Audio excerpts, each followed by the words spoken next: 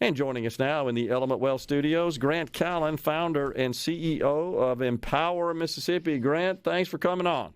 Always glad to be here, and your bumper music just never fails. That's Rhino, man. He's got it going on. He's awesome. All right, so here we go again. We wanted to have you in to tell us the story. Charter schools. We have a charter school authorizer board here in the state of Mississippi. And those organizations or individuals who seek to be approved to form and stand up a charter school have to submit applications to the authorizer board. 5 were submitted. Well, we started the year with 12, actually. Okay. Most recently. Yeah. They narrowed it down throughout the year to this last 5. Okay. 1 got approved. 4 got rejected. That's right.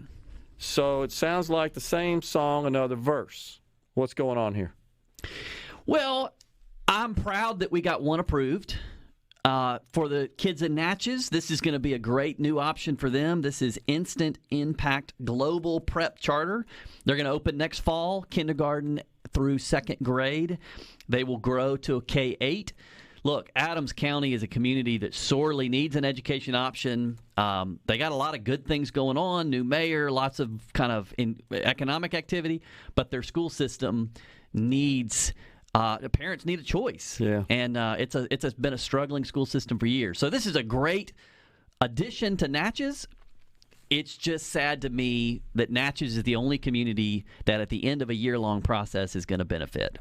And there's so much more need, so much more demand, so many more parents that want the opportunity to attend a charter school, especially in DNF-rated districts. Yeah. Which is, charters have to be in failing districts or else get permission from the school district.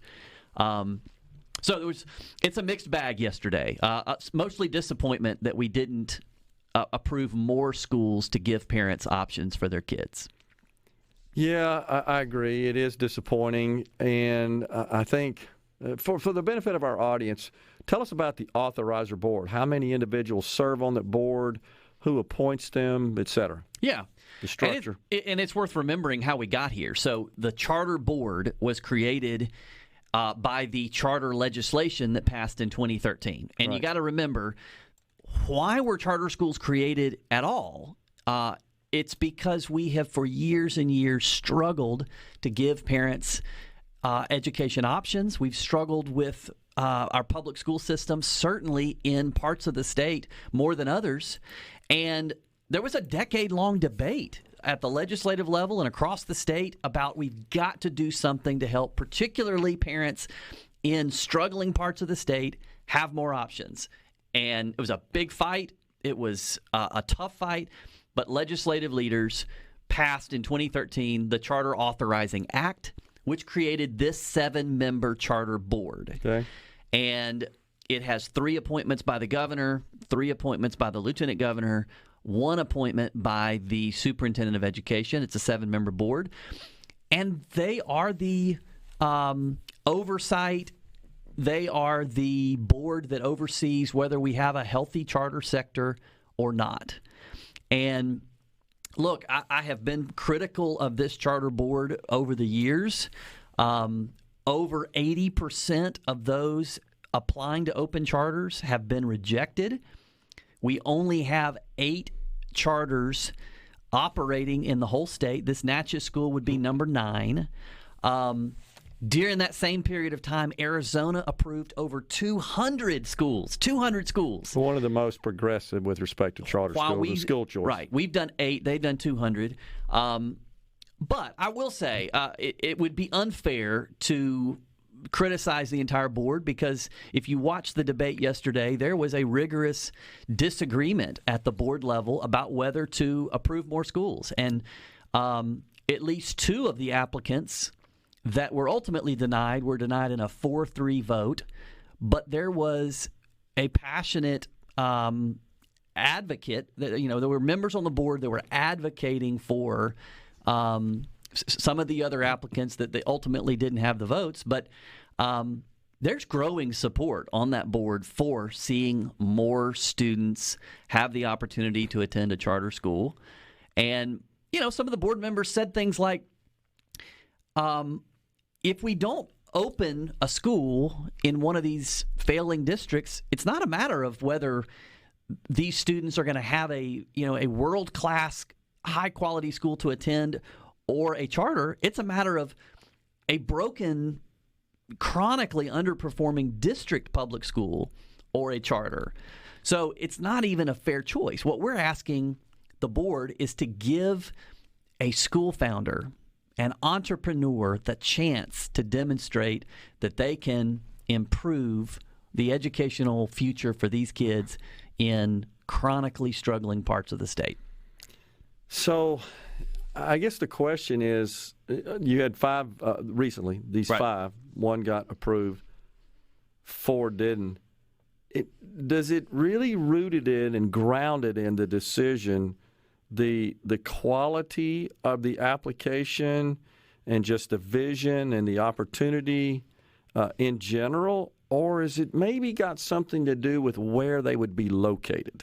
I'm concerned about that, if there's some influence there. I don't know. I have not heard that there was a particular hostility towards parts of the state, regions of the state. Frankly, we've had trouble with applications from every corner of the state, whether you want to start them in Jackson or you want to start them.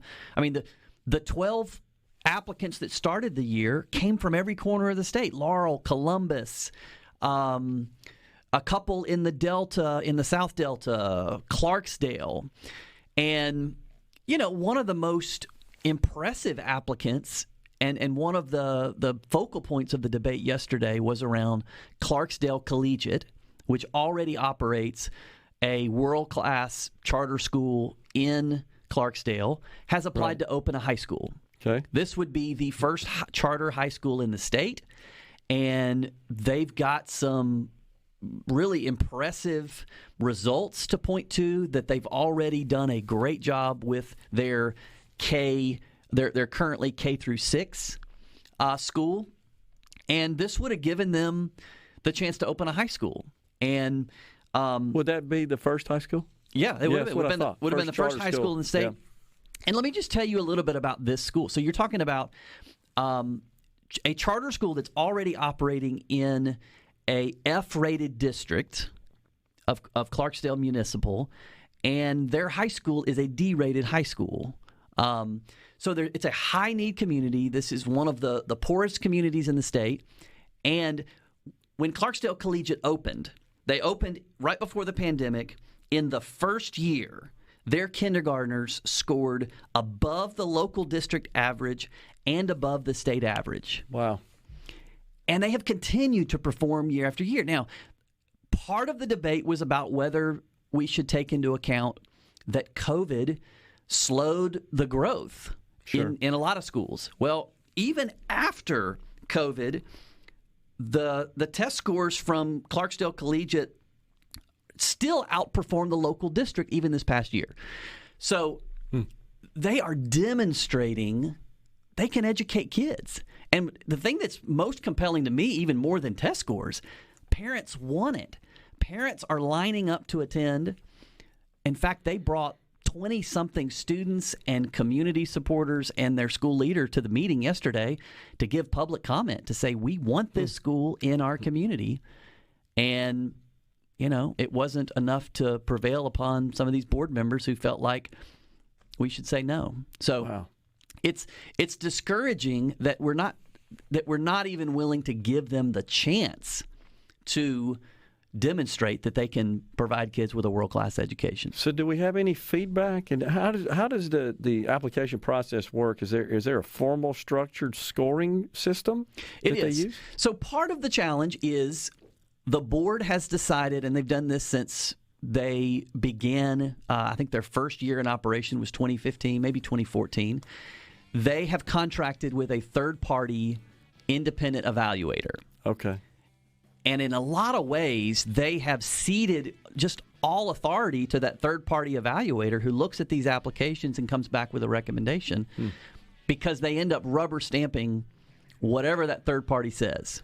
And that was a big part of the debate yesterday, was at least 3 members on the board said, I think we ought to make a decision on our own and not just rubber stamp what a third-party national evaluator says. Yeah.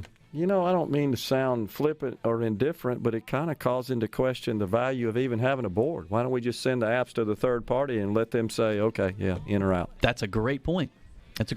We're going to step aside for a break right here. We've got Grant Callen, founder and CEO of Empower Mississippi. We're to meet you in person, and I encourage everyone to come on out when we're doing these remotes. Come by and see us. We'd love to get to know you and visit with you and put the old name with a face, as they say. So we're back in the Element Wealth Studios with Grant Callen, founder and CEO of Empower Mississippi. We're just talking about the disappointment in the recent decisions by the Charter School Board here in Mississippi. Recently, 5 applications considered. 1 hit the mark and was approved. 4 were rejected. All right, so before we went out, Grant, you were saying that they pretty much hand these applications off to a third-party evaluator. Yeah. Which, I mean, that's fine, except just like I said, and I'll say it again, it kind of makes you wonder, scratch your head, well, then what do we need a board for? If they always do what the third party suggests, which is just that. It's a suggestion. It's a recommendation. And if they're just going to fall in line with that and rule in accordance with their recommendation, I'm not sure. Why don't we just send the applications directly to the third party and say, hey, what do you think at this point? But we got to make some progress here, and it's sad to me, first of all, that we have failing school districts is a problem. And I know there's still some objection in this state, even in some conservative circles, as you well know, to the concept of school choice, charter schools in particular, education scholarship accounts, because there's this feeling that essentially diverts public money to private entities, right? There's this, which with charters it couldn't be further from the truth. That's not true. That's right. They're public schools. They're public chartered schools. Correct. Right. Education scholarship accounts, you certainly could debate that, and that's for another day and another program. But there still is a pushback on charter schools, and I think there's this misconception that is consuming and diverting money. Now, you could certainly argue that, well, if they peel off some of the students, that may, in fact, result in slightly less funding to the actual public school from whence they came. But the purpose of our public dollars is to educate children. Right. And if we are not educating children, then we ought to figure out a way to make sure the money gets to the children so they get a better education. And that is exactly what lawmakers had in mind when they created our charter school program. They could have allowed charters everywhere. I support the ability for parents and entrepreneurs and business leaders and anybody who wants to start a charter to be able to open them anywhere. But the legislature chose to narrow the scope of where a charter school could be put to a D or an F rated district, right, which is where they're limited to today in practice. In part because they recognize these are places where we don't the public system has not demonstrated that they know how to give these kids a great education, prepare them for life. And so a charter is intended to go into these high challenge, at-risk student populations and give them another alternative within the public system. And we're not even talking about public money going to a private school. We're talking about charter public schools that are overseen and governed by the state of Mississippi. So it's truly baffling that after the fight we had to get to where we are today, there's still so many barriers put in front of school founders who want to start great schools. Yeah. And let me just tell you, so we've talked about Clarksdale Collegiate, who is already operating a great school. Well, their school founder is a lady named Amanda Johnson. And Amanda Johnson is she is the picture of what we want other charter operators to be. She is a Mississippian. She is a mom. She is a former educator herself. She has worked in the KIPP Charter School Network, which is highly respected around the country. She is highly, highly regarded by national charter school experts as a rising star. Yeah. And she could have opened a school in New York or California or Tennessee. And she said, no, I want to open a school in my community in the heart of the Mississippi Delta in Clarksdale, Mississippi, because I want to help my kids and my community do better. And we couldn't ask for a better founder. Yeah. And I'm proud that she was allowed to open her K through 8 school.